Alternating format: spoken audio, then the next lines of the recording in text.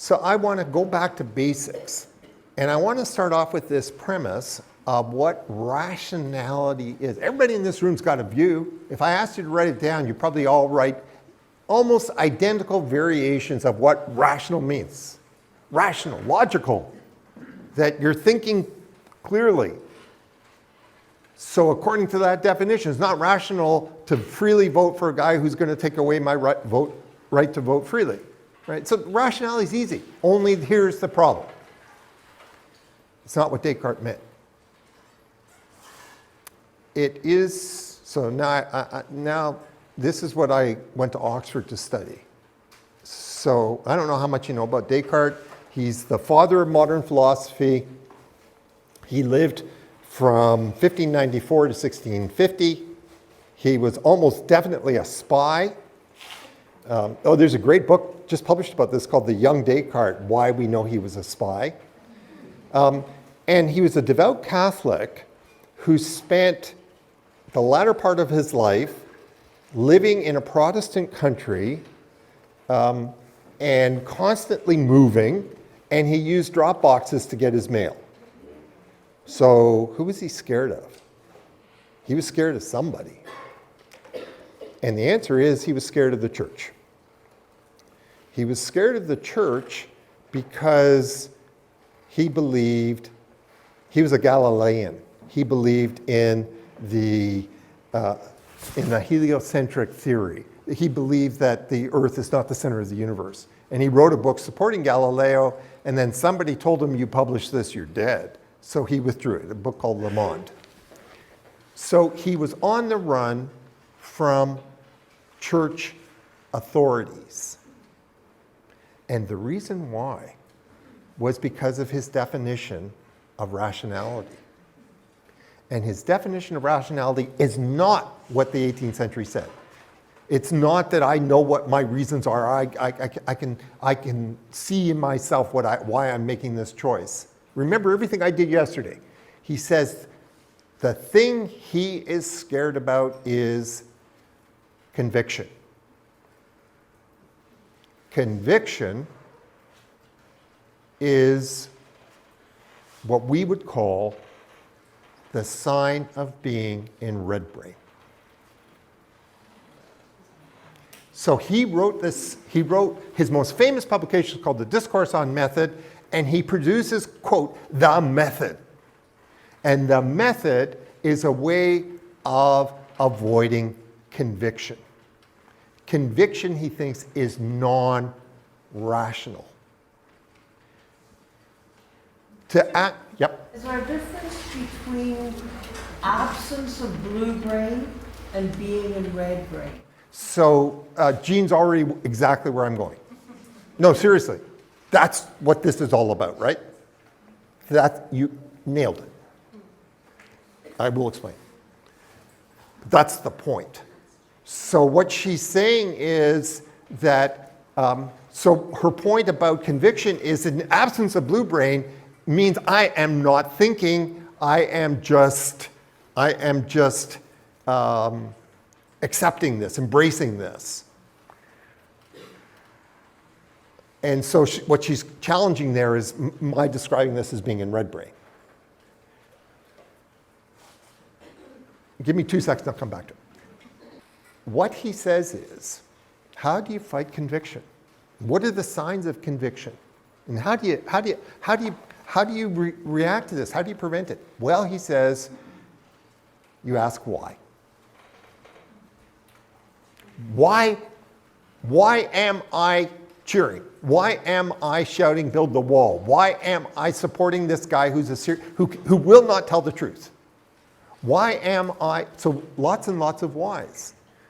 And what he thought, and he had a program for asking why. That's what his method of doubt was. And so let's go forward, 400 years, and we'll call it self-reg, which is a little bit better than his. I'll tell you something that you won't believe, but it's true. At the end of his life, this has been on my mind. It was not in my manifesto, but it would be if I rewrote it. At the end of his life, he wanted his method to be taught in every single school. Because if you taught it in every single school, you would be growing rationality. You would be nurturing rationality in students so that they would grow up not to be drawn to conviction, they would be drawn to being rational, asking why. Colleen, I don't know what time it is. Have you got that thing I wanted you to read? Okay, so being rational, if you go back to what we did yesterday, if you were with me, that's an exercise in rationality. Okay, I know that there are guys out there manipulating. I know that there are guys who are using Toby trackers to see how they can get me to buy this. And if I'll give you a great example. Ginny and I were sitting in the house one night, it was a month before Christmas, and our son comes running downstairs, and he absolutely had to have this pair of shoes. And my wife is one of these people that, A, you do not pay $350 for sneakers, and B, if you're going to pay money for sneakers, you're damn well going to try them on first. And C, we don't buy things on impulse anyways. And his stress was so high that my wife said, okay, we'll get them for you for Christmas. And she did that last week with the water bottle, by the way, I'm just saying. Does she get equal time? She ain't got the mic. We can fix that. Nope. So here it is. It's very stressful, and we are just like the kids in the marshmallow task. Okay? So the two of us, we don't want to eat the marshmallow. We don't want to buy the stupid shoes. But the only way to get rid of the stress is to concede. Okay? And that's why the kids eat the marshmallow. It's maladaptive. They're actually eating the marshmallow to get rid of the stress. They don't give a shit. Sorry, Ginny said I can't swear today. They don't care about marshmallows. It's the stress they're trying to get rid of. And so they don't have adaptive ways of dealing with stress. They resort to a maladaptive way. That's why it's a serious test. So A, we give in. Okay, you can have these for Christmas, which is in a month. And then we rationalize. Just like the ladies, the undergrads in the stocking, okay, so we knew that what we'd done was wrong, but we came up with reasons. You know, this will be they look like really good shoes. They weren't. And so then he says, okay, so we have made parent mistake number one.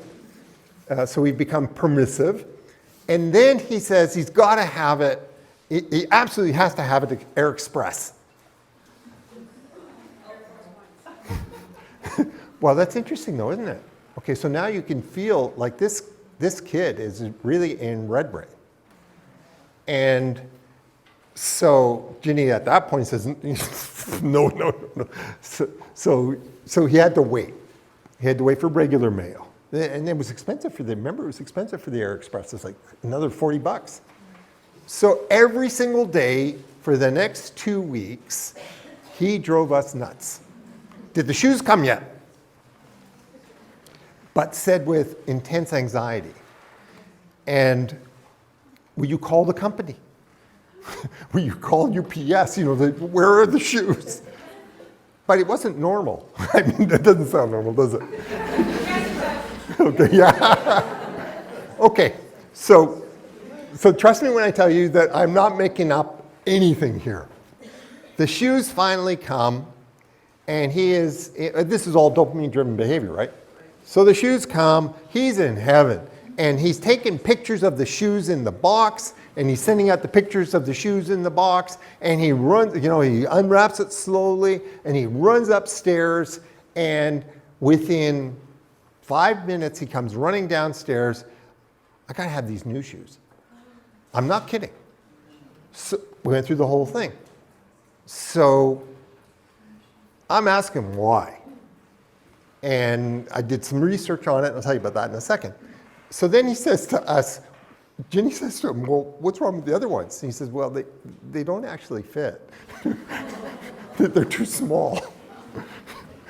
Okay, so then I wanted to know, how did they hook the kid? And so the way they hooked him is really, really disgusting. And so what they do is they do psychological research. Where's Brenda? They do standard psych research on subliminal wishes and desires.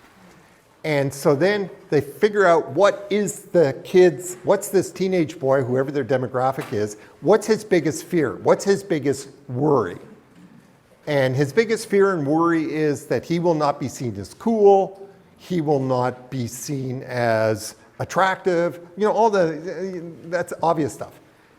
And then they play on it, and they play on it really, really carefully. And so what they do is they experiment with models, sports, all these different pictures, and then they show it to boys, and they measure. And when they measure reaction, they are actually measuring GSR as well as protocol, as well as what you answer. And they find the image that tweaks that subliminal fear. What's happened is my son's behavior was completely irrational. Now, we've reframed rationality.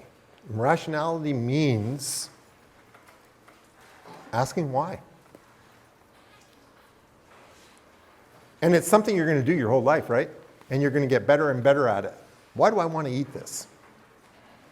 Why do I want to do this? Why do I want to go there? Why do I want to vote for this guy? Rationality is, in fact, the greatest enemy of authoritarianism. Rationality is, as they thought, the secret of democracy. It's just it wasn't what they thought. I don't know what my reasons are. I have to think hard.